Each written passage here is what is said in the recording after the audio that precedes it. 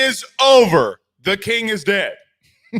Okay, maybe Nick Saban isn't dead, but he's not coaching at Alabama anymore. He's not the head coach at Alabama anymore. I know that you, along with me, have waited for so long to hear the words. Nick Saban is retiring. We will touch on Nick Saban, who, let's call it what it is the greatest head coach of all time, put LSU back on the map, put LSU on the pedestal for you being able to win national titles here. He won one here in 2003. Obviously, we will talk about the reign that he had and just, glad that it's over. Now, do you, with the departure of Nick Saban, become the top-tier program or one of the top-tier programs in the SEC, not named Alabama? Do you take that next step? And you might be able to do that because today LSU hired Texas defensive line coach Bo Davis. We were live earlier in the day, an emergency podcast earlier today. If you didn't go catch it, instant reaction on the show. We'll talk about some of that stuff again here tonight. But they do go and get what some believe and some have said is the best interior defensive line coach in the country. I'll give you my thoughts and opinions on a guy like Kevin Peoples. Is he coming? Is he not? It seems like Missouri is doing everything that they can to keep Kevin Peoples. But last night, Texas was doing everything they could to keep Bo Davis with Scott Woodward at the helm. Anything, as Kevin Garnett would say, anything is possible. So much to touch on here tonight. Before we do get out of here, I would be remiss not to talk about how about Matt McMahon? LSU basketball team is 2-0 in conference. Gonna throw my guys some flowers here for them being 2-0 in the conference. That's for sure. We got lots of football that we have to discuss, so we're not going to get to basketball until very, very late into the end of the show, but we will touch upon it. So Saban, Bo Davis, how does that affect LSU? Can LSU now go into Alabama, maybe some Louisiana guys, maybe some corners that have now 30 days to enter the transfer portal? What does a guy like Kendrick Law think? What is a guy, I'm just going to say this. Everybody, he's never played a snap, but what does a guy like Danny Lewis think? What does a guy like Desmond Ricks think? And I got to tell you, I would be if it were me, this is not legal, and I probably shouldn't say this. If it were me, I'd be tampering with every member of their defensive line room right now. So we'll talk about that. And I'm kind of joking. I'm kind of not. We'll touch on it as well. Who is realistically next at Alabama? What I would do personally versus what I think that they do. So much that we need to discuss. Oh, and by the way, does that open up a realistic chance that you could go get position coaches that are at the University of Alabama? T-Rob is a damn good corner coach. I mean, I just going to be real with you. If it came down to T-Rob and it came down to Corey Raymond, I'm not 100% sold that I'm not going after T-Rob. Just saying. If you know, you know, and if you don't, you don't. If you leave the bias at the front door, you might want to go T-Rob. Now, you could say, well, Saban coach corner, Saban coach DBs. Think the man ain't learned nothing from Nick Saban in all his time? T-Rob's a hell of a coach. Hell of a coach. Hell of a coach. So lots to talk about. Penn Jones with a $199 super chat. If you do want a comment read, if you want 100% certainty that a comment will be read, send it inside YouTube, inside the super chats. We will get to all of them. Penn Jones says, though, go hire Nick Saban as the next DB coach. Yeah, I mean, you could. You could easily go and hire him as the next DB's coach. I mean, maybe, I was thinking about this after the news broke. Maybe we should have known that this was coming when Saban bought the beach house, the massive mansion beach house in Florida, I mean, that had to be our sign, right? That had to be our sign. Like there was, of all the things that have happened this year for Alabama, the one thing that gets left at the door too is that he bought a massive, what was it like, guys? Wasn't it like a $10 million beach house? He's tired. And I think it should say something too about the direction of college football. You got the best of all time calling it quits when you have NIL in the portal. And he ain't happy with it. Would you be? Because I wouldn't. I wouldn't. All right. 17 million, says Travis Tucker. Is it 17 million? 17 million. Who you think you kidnapped? Chelsea Clinton? Some of you have never watched what was that movie? What was that movie? God dog it. Rush Hour. That's it. Rush Hour. You won't know what I'm talking about. But if you have, you know exactly what I was talking about. Casey said that it was our sign. Hell yeah, it was our sign. Hell yeah, it was our sign.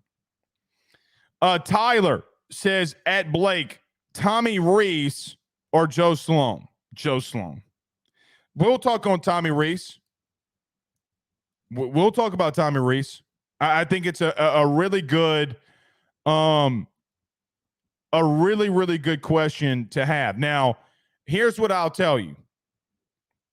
All right. What I will tell you, do not fall for bad reporting.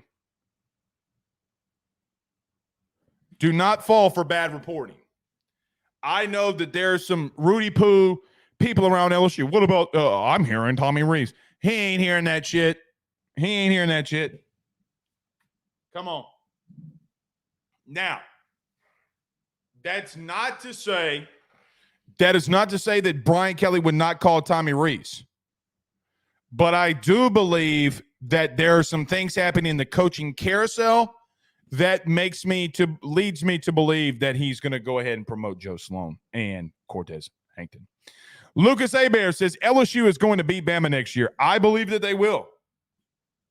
I think it's a very strong possibility that they will. And if they don't next year, it's because the head coach that came in had a lot of retention. But look, we don't know who Bama's going to hire. And they could do a lot of things too. So listen, I think that there's a lot a lot that's got to go on. There is some sourcing that's out there in reference to Saban has already signed off on the next head coach of Alabama, and that there could be an announcement within the next 72 hours. And if that is true, and if that is the case, then this has been known for quite some time, and it has been the best kept secret of all time. Jimmy Sexton is going to have a massive payday on his hands. He's going to get a lot of coaches' raises upon his hands. And I will be real with you. Outside of maybe a pair of people, I don't think Brian Kelly would go there. I don't think that Kirby Smart would go there. There's not really a lot of names, though, outside of that I just don't think. I think everybody else is on the table. I think they have their pick of anybody that they want to go and get. So whether you like, love, or hate Alabama, here's a realistic truth that deep down, you know that I'm saying is the truth. Alabama is a top two. Being the head coach at Alabama is a top two position in all of college coaching. I mean, I don't even know if it's two, to be honest with you. So you can hate me for it. You can love me for it. You can think that I'm wrong or my opinion's off. It is the biggest coaching opening in the last 2 decades. Since literally the last time they hired Alabama hired a head coach, and that being Nick Saban. That's my opinion. I don't like that being the truth, but you don't come here for me to give you fake opinions. You come here for the truth. All right. Where are you watching the show from tonight? Are you somewhere in the 985? Are you in the 337? Are you like me? Are you in the 225? Stand up. You heard me. Where at in those locations? Where are you repping from tonight? All right, one more before we get rolling. Somebody in here, and I'm missing it. I don't know where. Somebody brought up Dabo Swinney. We will talk about Dabo because I do think that Dabo makes a lot of sense. I also think that you're an idiot if you take it, not Dabo necessarily, but you would be an idiot. Just before we came on, Greg Brine, the athletic director of Alabama, did make a statement. Didn't really say shit. Basically, thank you, Coach Saban, all that kind of stuff. They're on their way to finding their next head coach.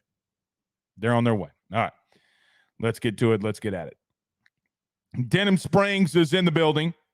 The 210, the 601. Watson, Louisiana is in the building. The 337 saying up. Danny says he's in the 985. The Dirty Dale. I'm assuming he means Slidell. Good to have you in here with us.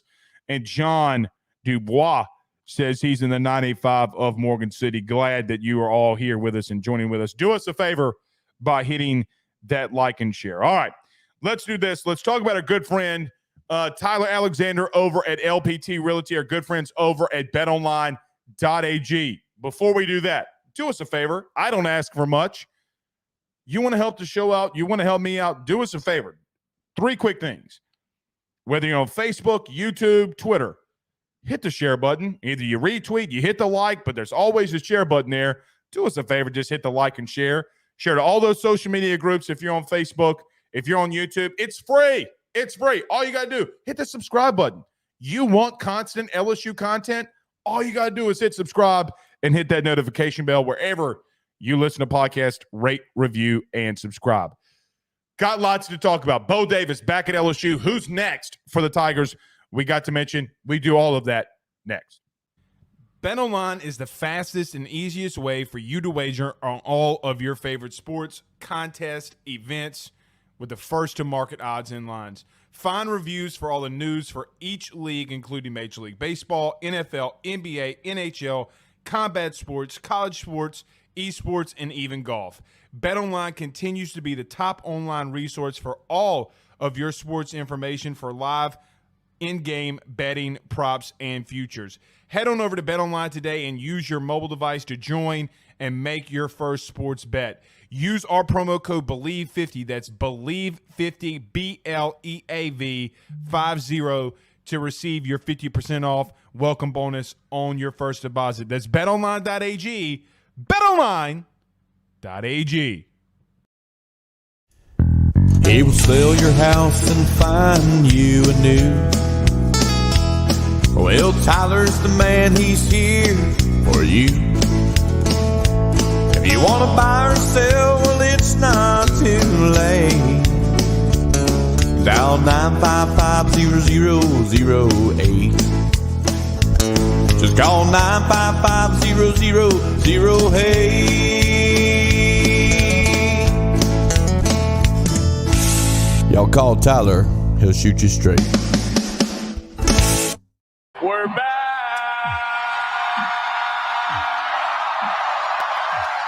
You know what's funny about that? Because no, they're not. You know why? Because LSU, Scott Woodward, Brian Kelly kicking down the door to go get Bo Davis and bring him back home. We will touch on that. I promise you, don't go anywhere. We got lots to discuss about the LSU coaching search. But you know where we have to lead it off. That is obviously with the retiring announcement of one Nicholas Saban. Look, it's a mix of emotions. Some of it, most of it, is glad that his ass is out of the door. Nick, clearly and obviously, for such a long time, for 17 years actually, gave LSU fits. Now, it's not to say that LSU never beat Nick Saban. It's not to say that three different head coaches in Les Miles, Orgeron, and Brian Kelly all have beaten Nick Saban as the head coach of LSU.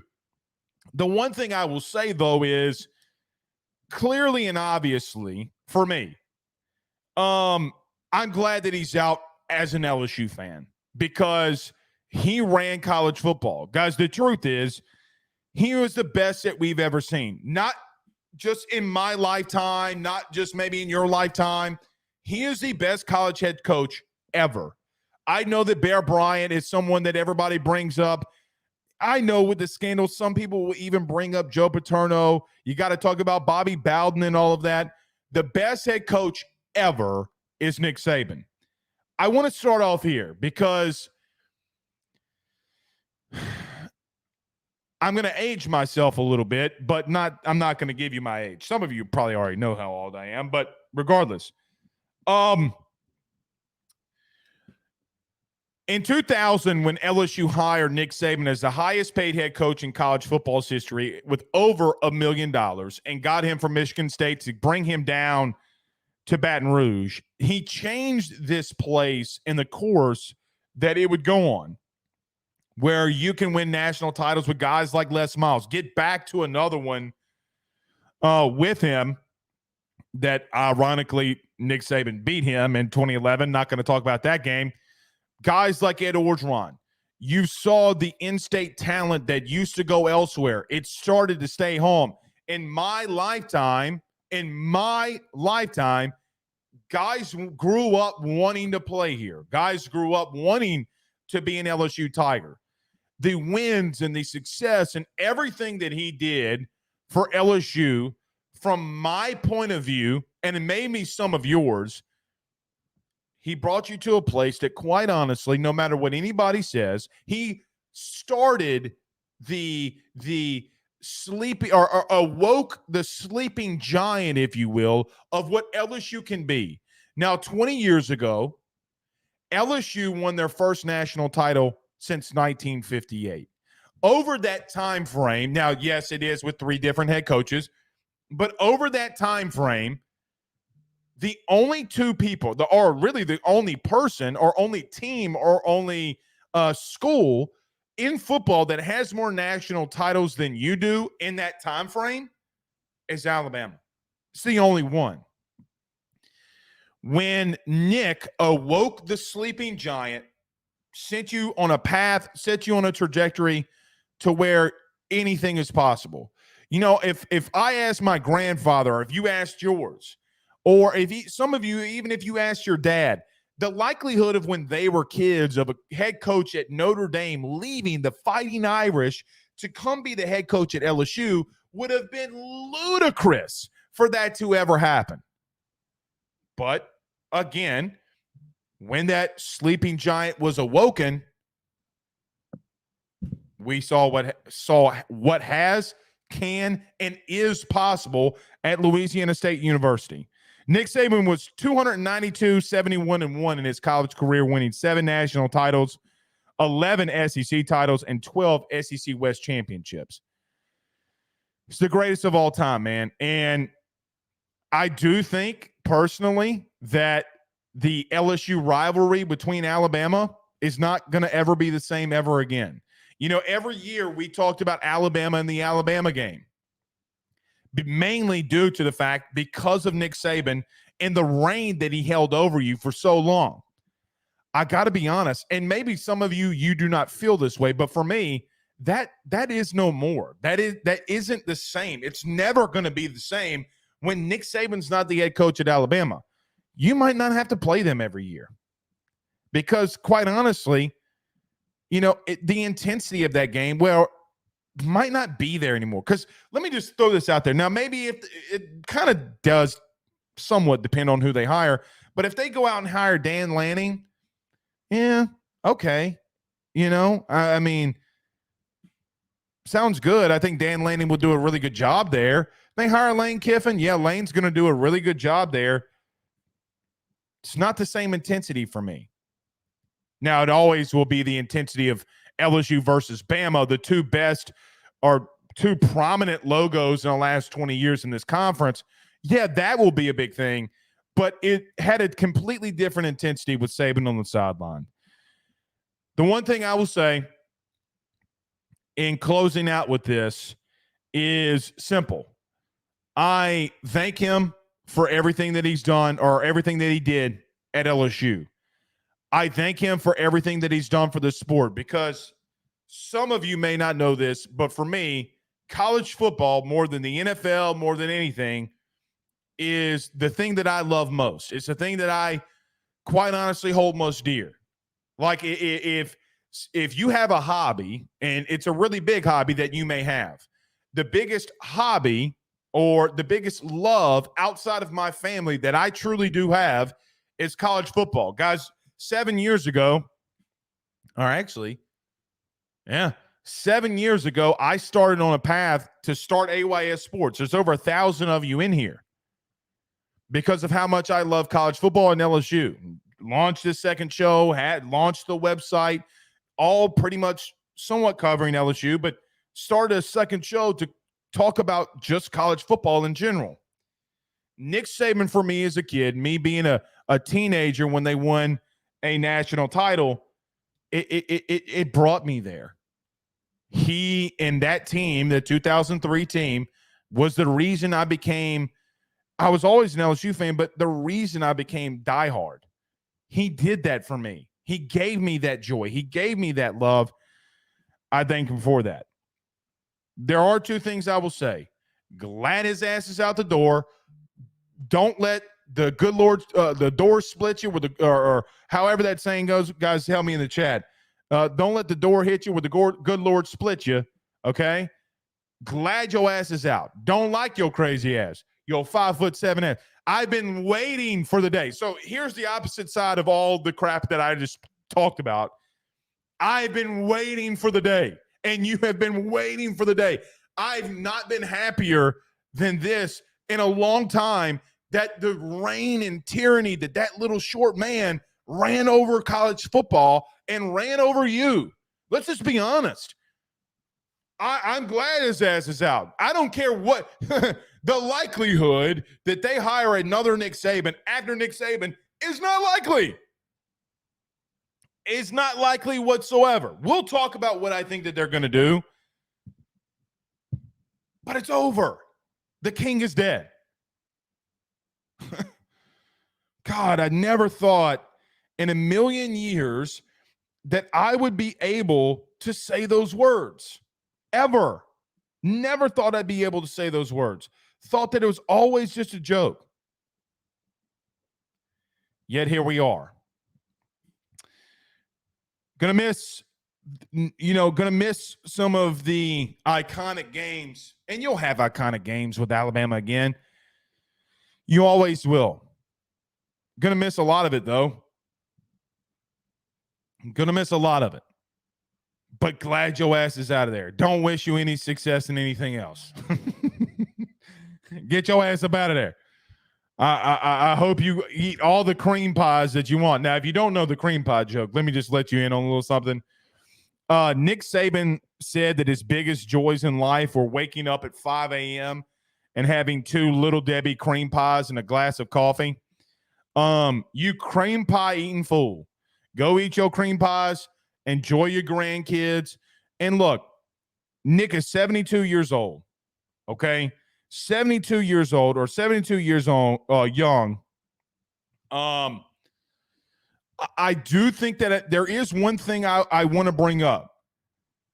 There is something I do think that Saban is in his last move of being the biggest icon in college sports is this. Guys, it should tell you where the sport is heading.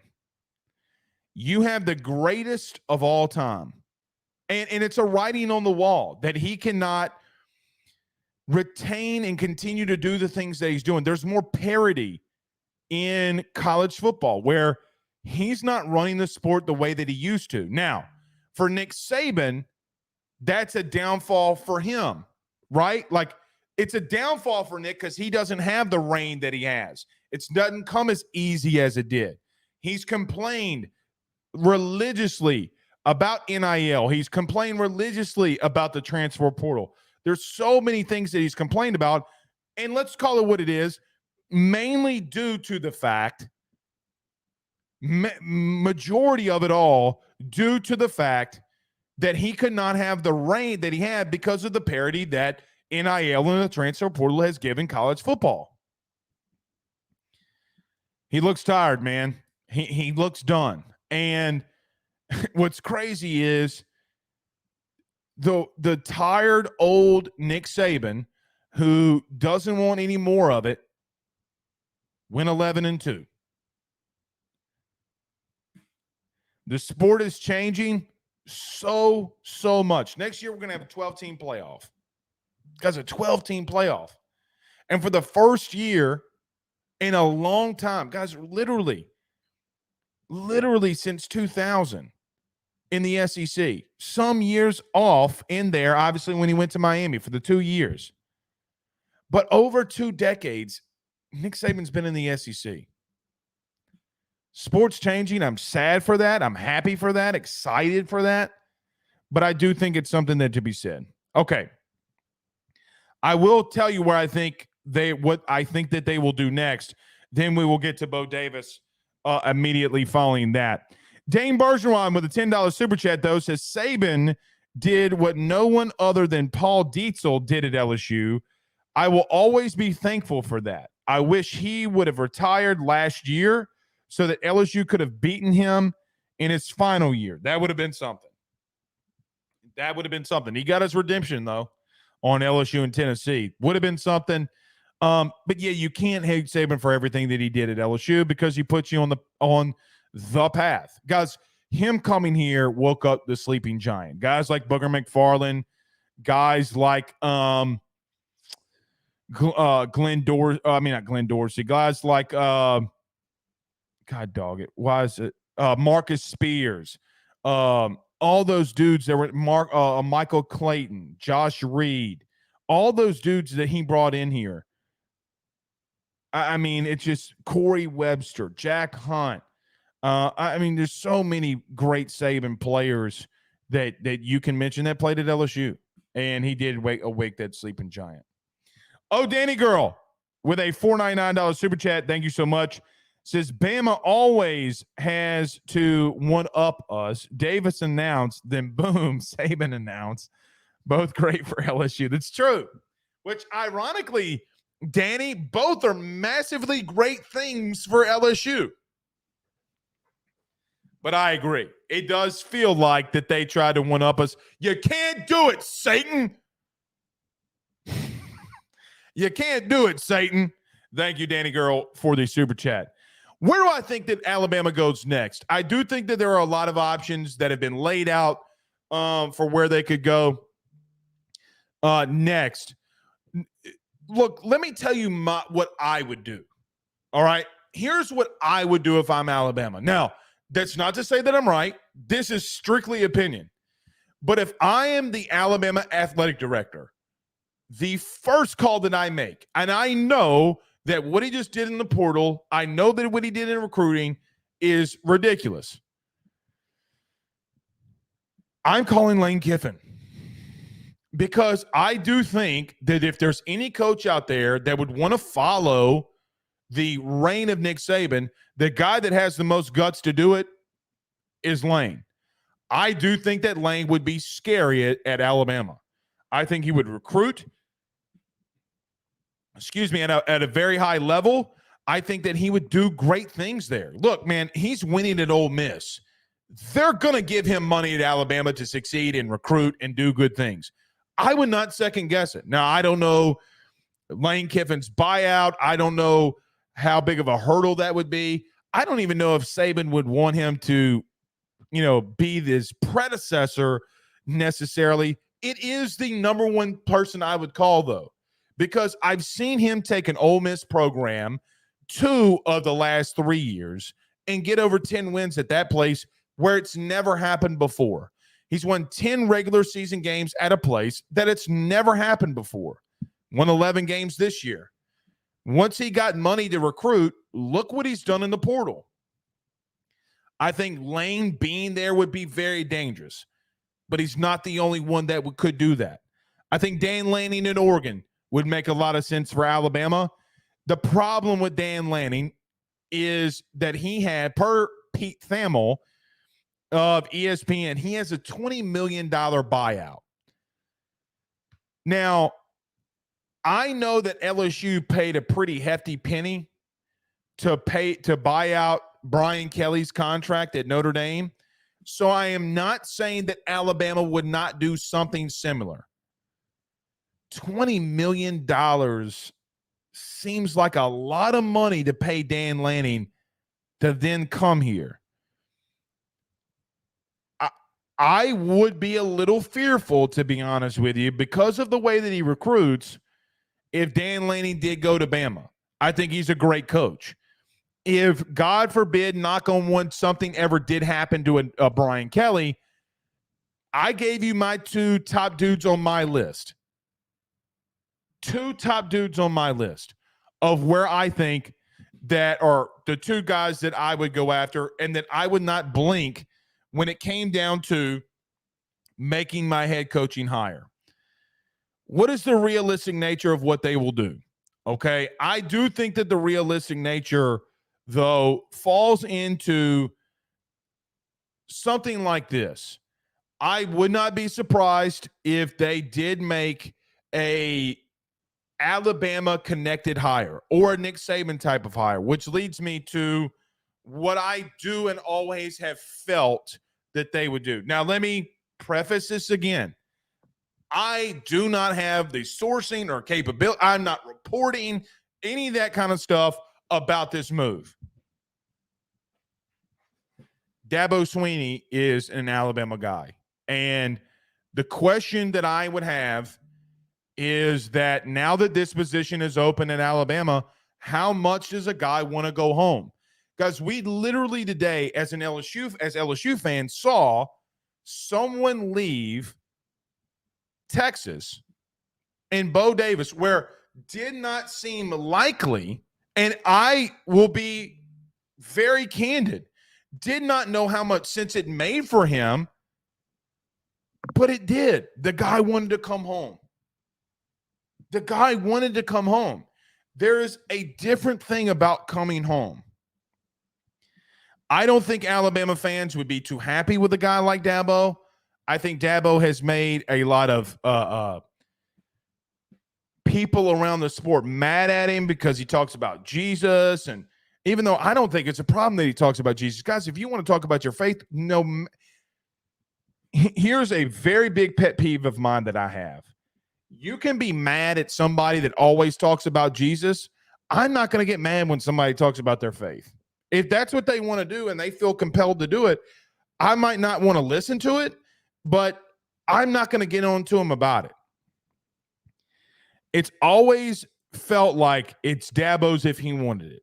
I don't know if they go that direction or that route, but it would make a lot of sense, and it would depend on if he wants it or not.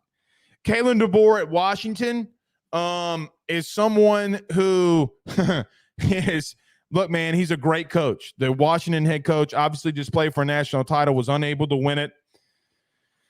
He can make some sense. But if those three that I mentioned to you earlier, I think are the three guys that seem to be on the top pedestal and top tier for Alabama as their next head coach. And I will say that it some people around the University of Alabama, and Ed Reeder sends us a $10 super chat, says Dabo. Thank you, Ed, so much for the super chat. That Nick Saban has signed off on who his next head coach will be, and that it could be possibly announced within the next 72 hours or so.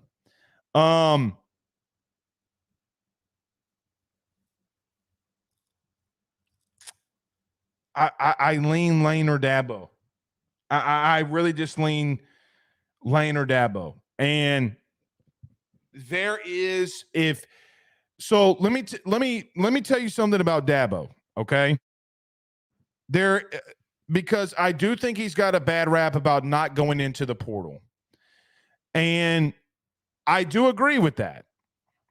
He's going to have to do that if he went to the University of Alabama. If you talk to people in the world of recruiting and Clemson and Dabo gets brought up, the first thing that they will mention to you is this. Clemson has been reluctant since NIL and the portal was a thing to spend money in the portal even though Dabo has asked. Now, I don't have a dog in the fight. I don't really care for Dabo too much. Like I don't really like Dabo. I don't really care for him too much. It is what it is. But when you talk to people in recruiting, and you talk to people in recruiting when it comes to the portal, there are a lot of kids out there that say that they talk to Dabo in the portal. The problem is that in today's society and world, those players are getting offered big time money, and Clemson is not able to match that or go there. If Dabo had an open chest to go and pay and do what he's got to do in recruiting, there's no telling what he would do. And being home is being home.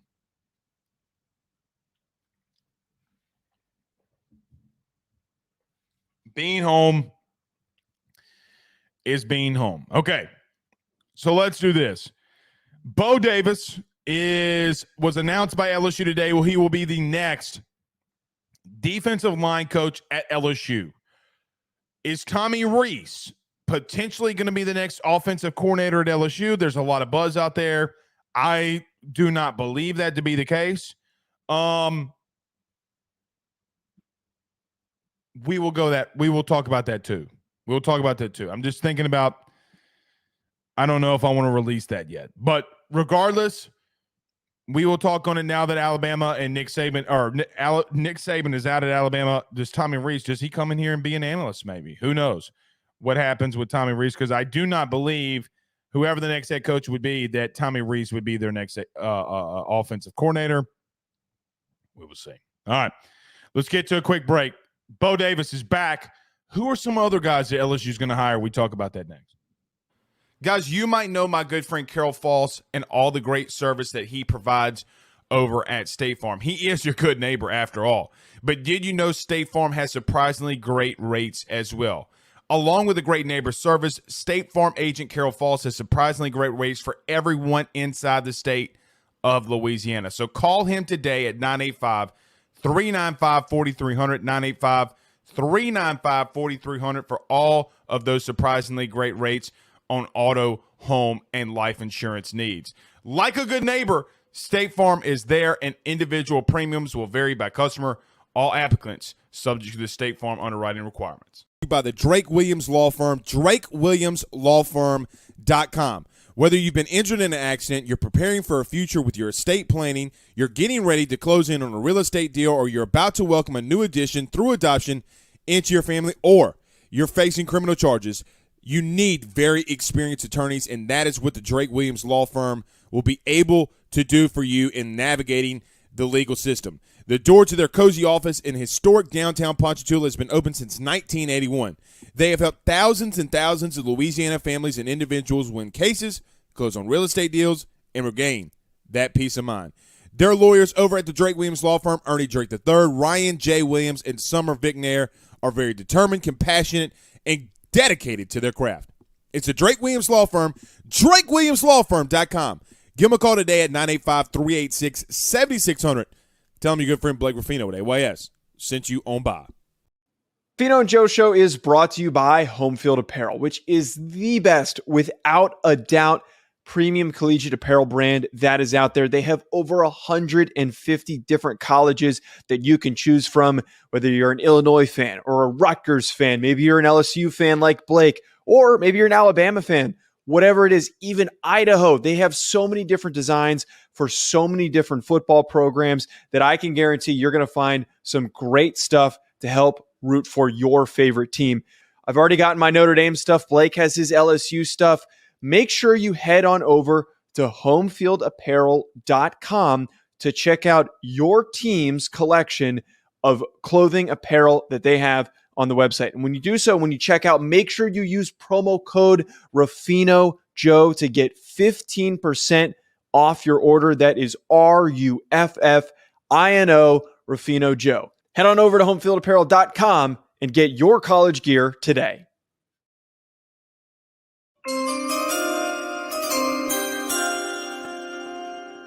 Sorry, I was starting a poll inside of the chat on YouTube. If you're on YouTube, answer the poll question. I just threw one out there. See what you thought. We'll talk about that in a little bit.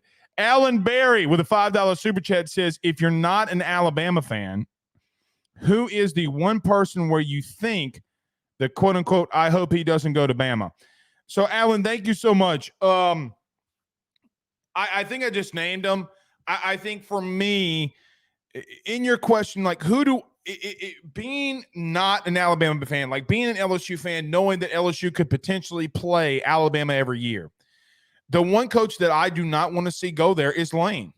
I really don't. I think Dabo could fall on his face. I think Dan Lanning could have some success, but not overcome some things. He not even able to overcome and win at Oregon. I just do not want to see Lane there. I think for me, Lane is the number one call that I would make, and Lane is the one I don't want to see there at all. So for me, if they come out in the next 72 hours and say Lane Kiffin is the next head coach of Alabama, I'm going to throw something. Mr. LSU fan on YouTube with a $10 super chat says, I see Bama's program taking a step back, just like Notre Dame, USC, Michigan, Florida State, and Florida when the legends left. No question. I mean, guys, listen. Okay, if you think that – okay, hold on one second. Let me write this down. Come on, man. All right, so just to redo the super chat, he says he thinks that Alabama takes a step back after the legends are left.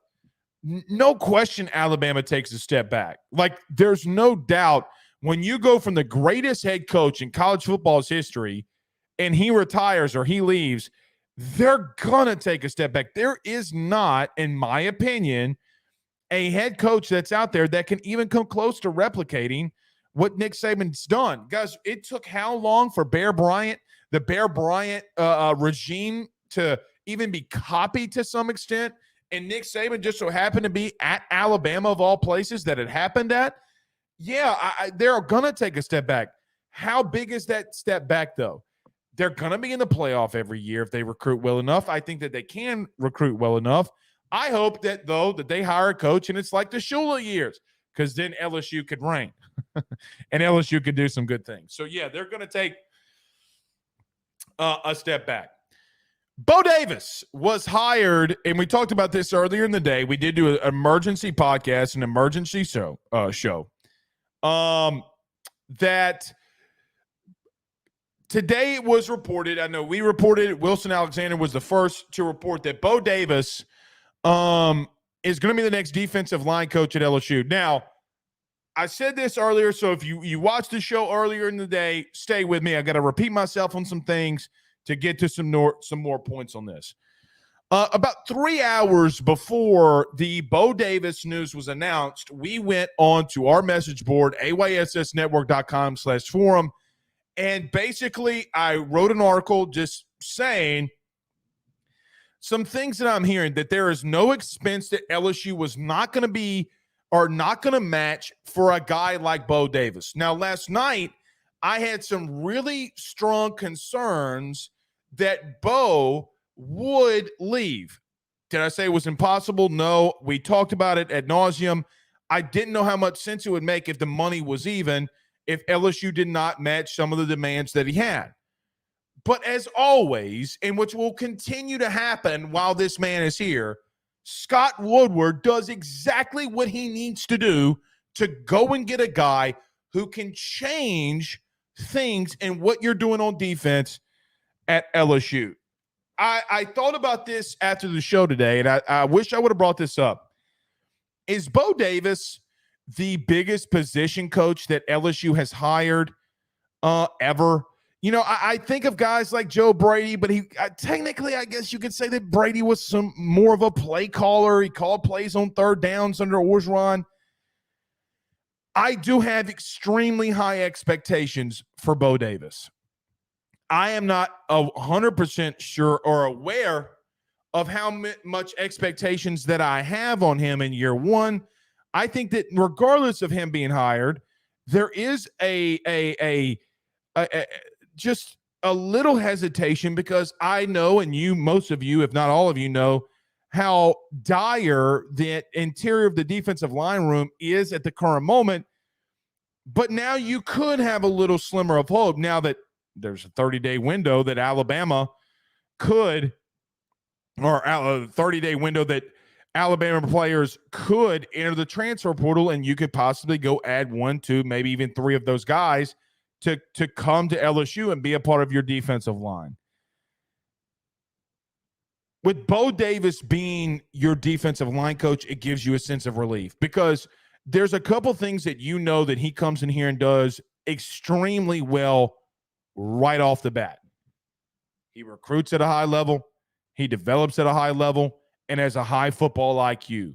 A guy who was with for 2 stints that on a guy's staff that we just talked about, Nick Saban thought enough about him to bring him back not once but twice. Brought him in the beginning of Bo Davis's career everywhere he went. He was at LSU. Obviously, Bo is an LSU graduate, but Saban brought him everywhere that he went. I know that he had the little show cause for the little small infraction that he had while at Alabama when he went to a recruit's house during a dead period. Guys, with today's world and today's NIL and transfer portal, does that really, what Bo Davis did all those years ago is really fly on a horse's ass. It doesn't affect anything because, yeah, did he break some rules? I'm not worried about that. Worse things in recruiting are happening. Yes.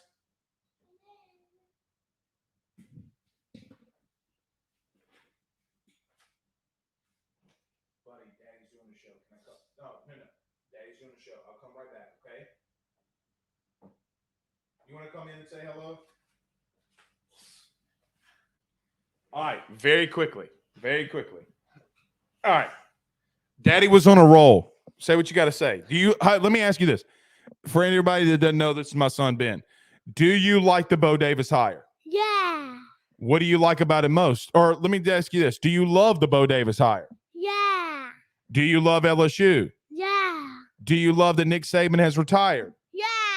Do you love that LSU is going to run the SEC? Yeah. Do you love everything about LSU? Yeah. Can you give them an LSU? Yeah. LSU. All right. Daddy's doing a show. Go. Bye-bye. For those who do not know, that is my son, Benjamin. Guys in the chat, remind me where I was at. Oh. He's Pikachu now. Yes, he's not Spidey. What I was saying is that now that you have the addition of Bo Davis into your coaching staff, he does 3 things for you. Recruits, develops, and brings big-time players here. Nick Saban thought enough of him to hire him twice on his staff at Alabama. He is regarded as one of, if not the best, defensive line coaches in the country. I think Blake Baker as a DC allows Bo Davis to quite honestly do inside of his scheme, of course, but do whatever he needs to do to have a disruptive defensive line. The best thing that Blake Baker, the LSU's new DC, has going for him is that he's got a guy like Bo Davis under him, who there's not a damn thing in college football that Bo Davis has not seen. He's got deep ties in the SEC. He's got connections in Texas. He's got connections in Alabama. He can go anywhere and get the best interior defensive lineman in the country. I love the hire. And I said this earlier, and I will continue to say it as what we've seen from Scott Woodward. LSU will do everything that they got to do. Now, actually, I'm going to pause on that. Scott Woodward, LSU will do whatever they have to do to make sure that hires like these are made. It has been reported, it has been talked about that LSU that LSU was having trouble raising funds. All of that was bullshit. Every single ounce that you have ever heard of that LSU did not have the funds to go out there and hire an elite. Guys, this isn't a good hire. This isn't a great hire. It's an elite hire that you go and make for a guy like Bo Davis. I think it is one of the best position coach hires that you've ever made, because you saw what has happened when you brought in a guy like Brad Davis. I'm not saying that Bo is going to have the same type of success. It flipped Don McKinley, though, didn't it? It flipped a 5-star defensive lineman from right here in your own state. I would not be surprised if Bo contacts one, maybe two of those Alabama defensive linemen that may hit the portal and say, hey, man, I'm the new defensive line coach at LSU. Not only can you come here and play, you're going to come here and start. Oh, and by the way, we're about to start taking some things over. It's a great place to be. It's a great day to be a Tiger with all the news that's coming out. And look, who's to say that Bo Davis is just going to recruit the interior defensive line? Let me give you an example. Some of the guys that Bo Davis had brought in or has brought in weren't just defensive linemen. You remember a running back named Derrick Henry? You can go down the laundry list of guys that Bo Davis has recruited and brought into his programs that he's been at. Home is where the heart is, and that's where he wants to be. And I am happy as a lark that he is back and that he is here. One thing that I will say, and just because there's a lot of people in here that I want to remind you of and give you the fine print of this episode and of Bo Davis being hired here. You're going to have to give him time. He's going to have to rebuild a position group that quite honestly was in flux. He gives you stability. I don't think Bo Davis goes anywhere for some time. I think, at minimum, he will be here for 3 years. That is in his contract. I don't think that you will allow, or Scott Woodward will allow, someone to come in here and pay out or pay more than what you're paying. The number one thing that you need and that Bo Davis will provide you is successful stability. Because you cannot go through 6 defensive line coaches in the last 7 years and think that position is not going to take a hit. Guys, it's taken a hit. And I'm not going to say that LSU didn't have a choice here. LSU didn't have a choice. They had to pull the trigger. I know that you make him the highest paid position coach in the country. He's well worth it. And it shows that LSU is a top player in all of college athletics. You can say this or that about the money. Guys, quite honestly, here's the take that I have for you. If you are not help paying for those coaching hires, I don't think you have the responsibility to say anything. Let me just let you in on a little secret. LSU, as an example, next year will make roughly around $60 million in a TV contract through ESPN being in the SEC. The players don't get any of that money. And I know that you laugh at Harbaugh. I know that you laugh at all of these things. The coaching staff only is going to get about 15, at max 20% of that, of all sports. Brian Kelly gets 9 of the $60 million. Okay, you divvy up some other things, but football is bringing in the money. Money is not a problem here. As well as what I know that you're doing in recruiting for the 2025 class. Here was the biggest lie. Guys, you have the number 1 wide receiver, the number 1 quarterback. Guys, with NIL, promises I'm sure are made. I don't know about any of them. I'm just saying that's how the sausage is made in recruiting. But yeah, LSU is behind. Guys, they're not behind in jack diddly shit. When your buddy at the water cooler at work, or if you are a grass cutter, or if you're a plumber, or wherever you're listening to the show, and y'all start getting into a conversation about, oh, LSU not doing this, and this, be like, bro, we're paying more money than anybody for coaching positions. What in the hell do you think that they're gearing up for 2025 and recruiting for? just because they're not hitting the portal and just because this class is the way that it is, you easily forget that LSU in the last 2 years brought in 2 top 5 classes in recruiting. How do you think that happened? You know what they did? They went to church and lit a Catholic candle. That's what they did. Grow up, Peter Pan. Grow up, because that's not how recruiting is done.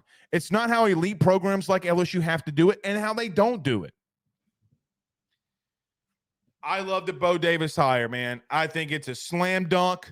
I think that it is a home run of the home runs that you can get. And I've said this in the last week.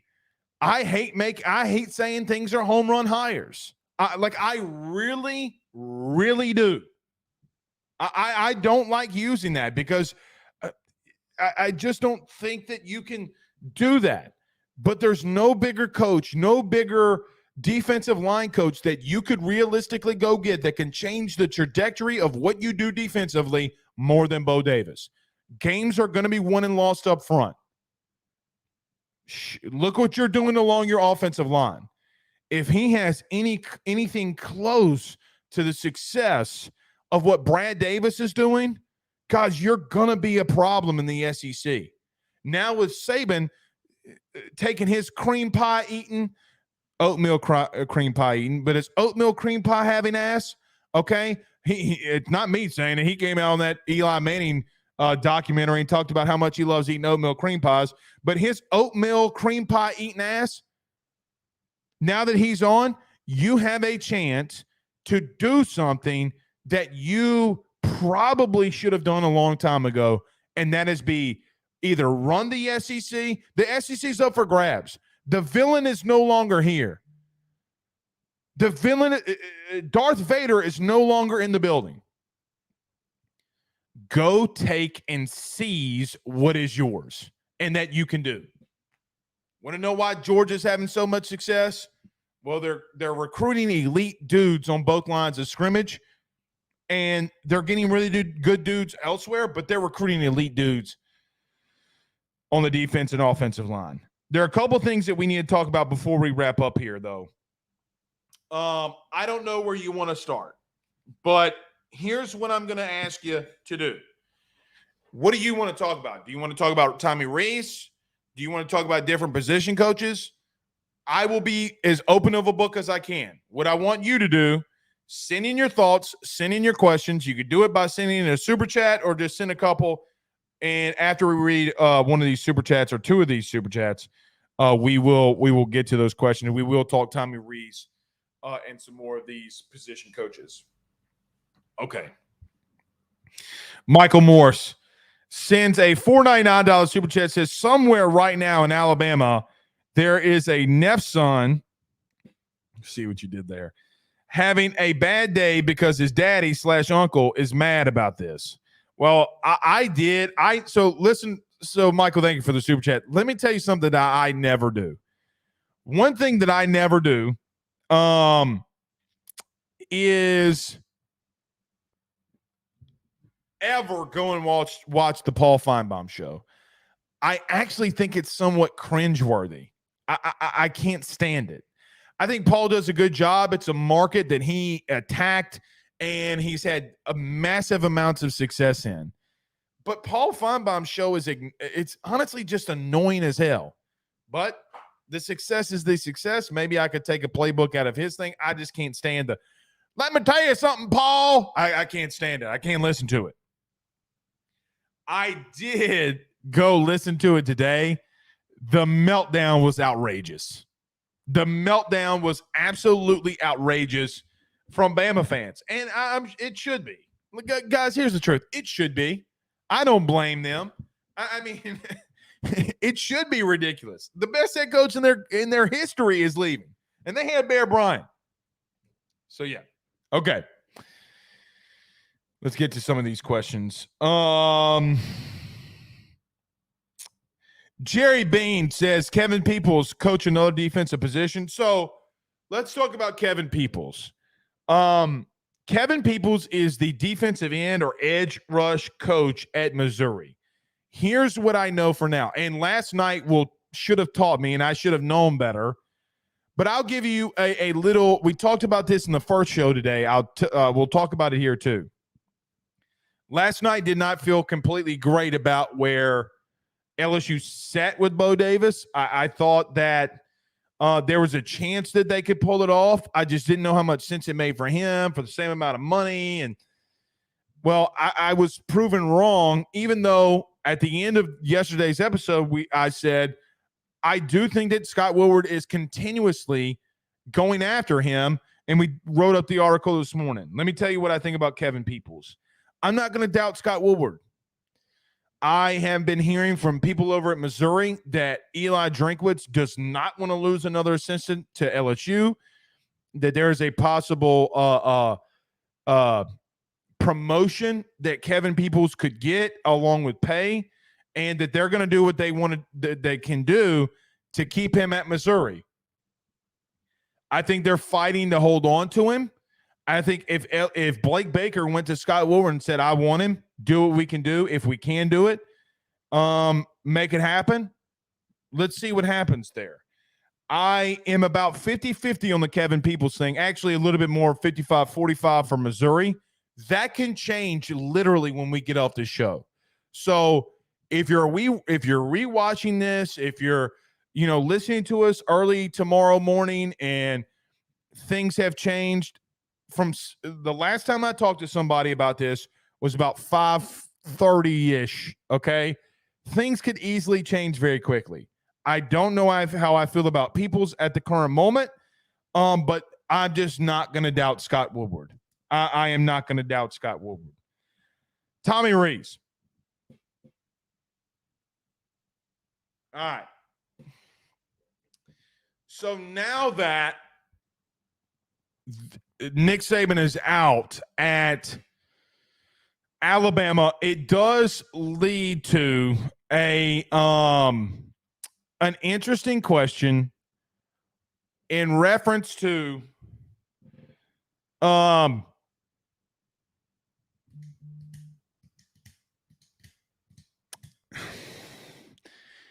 there's an interesting question out there about Tommy Rees.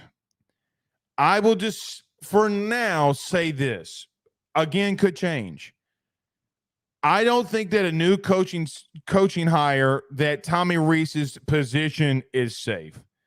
Unfortunately for him. I don't think that he did anything wrong, but I just don't know if a new coaching staff would want to keep him. As far as LSU and their vacancy at offensive coordinator, I got to be honest. I would be shocked if Tommy Rees is your next OC. If it were me, I would promote Joe Sloan and literally not blink an eye at it. I don't think that you need to bring in Tommy Rees to mess things up. I think that you're doing good things in recruiting. I think that you're doing good things from a play calling standpoint. I don't think Tommy Rees gives you any value. Like, do I think that Tommy Rees can be a good coach? Yeah. I just don't know the value that he brings you. Now, I wouldn't mind hiring Tommy Rees as an analyst. If he wants to be here as an analyst, guys, that's a dude that's been a play caller at Notre Dame under Brian Kelly. He's been a play caller at Alabama. I wouldn't mind that. As far as offensive coordinator, I would not do it. Again, things can change. I have not heard that. Clearly, I have not heard that since Saban has announced his retirement. Wouldn't mind it, though. I wouldn't mind him as an analyst. I'll just be real with you. Somebody that knows what Brian Kelly looks for, a guy that played quarterback under him, would not mind it if he were on the staff in some capacity, not as the offensive coordinator, not as the quarterback's coach. Again, have not heard that. Could easily change going into tomorrow's show. What I will tell you is this. You laughed at me a week ago when I said that there was a possibility that Tommy Rees could be the dude. And that I think that Brian Kelly, doing his due diligence, would make a phone call to Tommy Rees. Ain't so funny now, is it? There's a funny thing about the coaching world that coaches love loyalty, and they love who they love for a reason. It's not out of the realm of possibility. I just don't think it is going to happen. And there are some things that I think that Brian Kelly is asking Cortez Hankton and Joe Sloan what he thinks about specific things, specifically what he thinks that he could, what about a guy like Slade Nagel? What do they think about him? I just don't think that Tommy Rees is going to be your next OC. And I know that you would hate it. I would not like it either. Okay. Drew says BK wanted him when he was hired here. So, well, he didn't hire him. He didn't hire him. Cortland Jacobs says Sloan is your quarterback's coach. Well, here's the problem with that. Okay. The problem that you have with that, he wouldn't be the quarterback's coach. If Tommy Rees comes in, he coaches quarterbacks. He's never coached anything else. Ever. So Joe Sloan would not be the quarterback's coach. And if I'm Joe Sloan, guys, Cortland, that's not even close to remotely being true. I mean, it's not how that works. Coordinators still coach positions.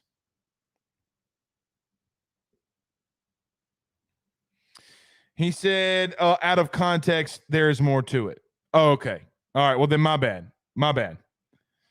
Aaron Adams. Oh, interesting point here. Let me bring this up. Aaron Adams says, doesn't look like Hankton is leaving now. Ain't that the damn truth?